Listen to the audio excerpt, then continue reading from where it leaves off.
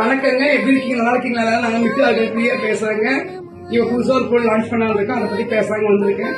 என்ன பொருள்னா ABC malt தாங்க. நிறைய கஸ்டமர்ஸ் வந்து ஏபிசி மால்ட் பண்ணி கொடுங்கன்னு கேக்குறாங்க. இப்பவே 10 kg ஆர்டர் எனக்கு வந்துருச்சு. எனக்கு அது இப்ப ப்ரிப்பேர் பண்ண போறோம். நம்ம வீடியோக்குள்ள போய் பார்க்கலாம் வாங்க.